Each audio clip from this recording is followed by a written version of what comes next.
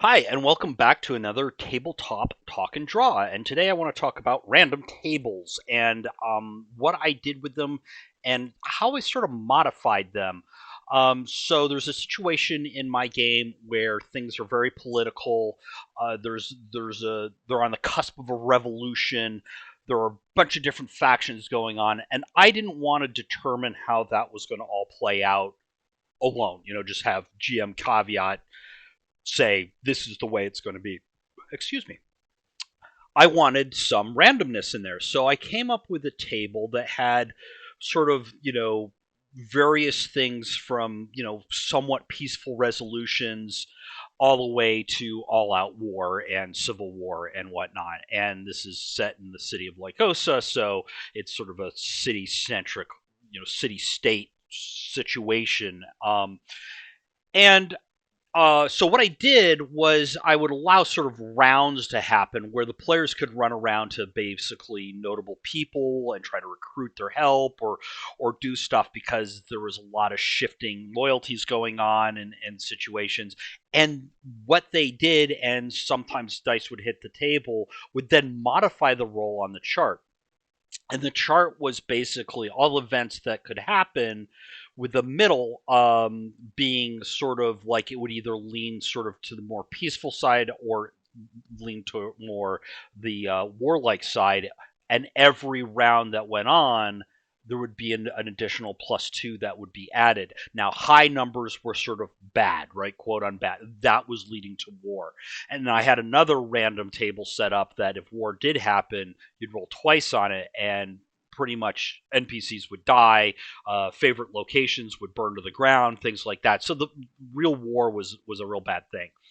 So going back to the first table, which I called Winds of Change, was a bell curve. It was 2d20 because that's what we're using in Conan. And so there's that bell curve there that allows for sort of the mean to come up the most often. And the mean in this case was, like I said, was either going to modify sort of more towards the peace end or more towards the war end. And the other thing that my friend Neil, who's one of the players, suggested was that in every section, allow the players to then push it another round if they didn't want to accept the result.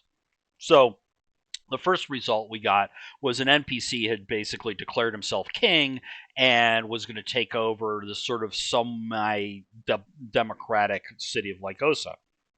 And this wasn't acceptable to the players at all.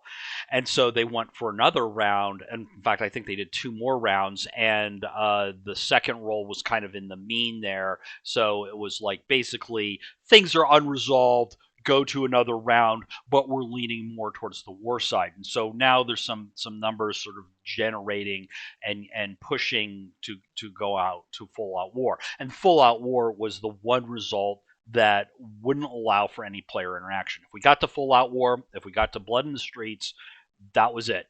That whole little section of the game was over, and now we're dealing with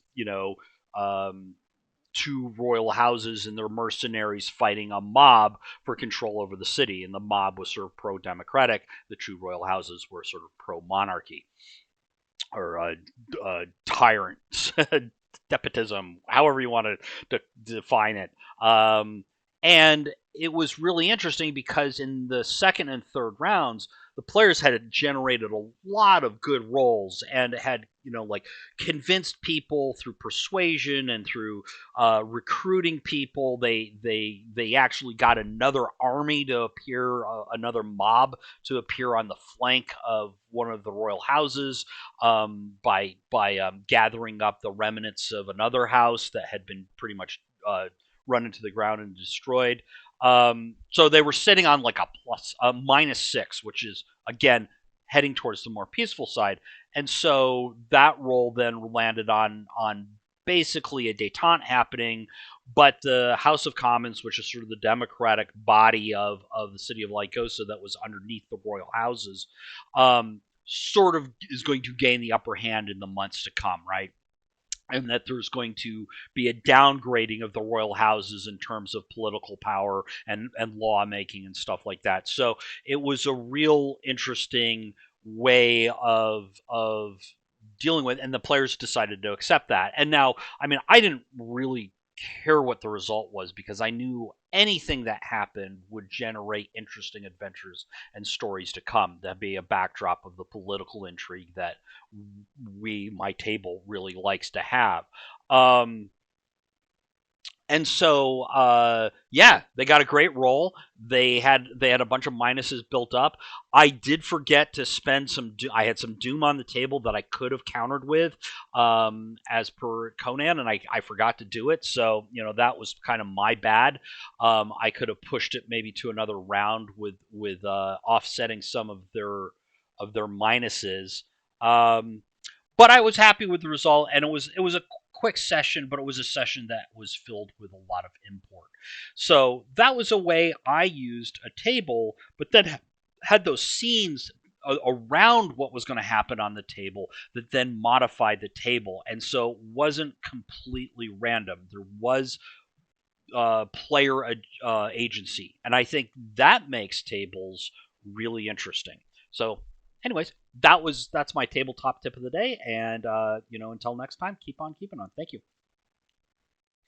Hey, if you like this kind of content, the spiel. This is the total spiel here. Please hit the like button. Please hit the subscription button. It really would help me out a lot. Thank you very much.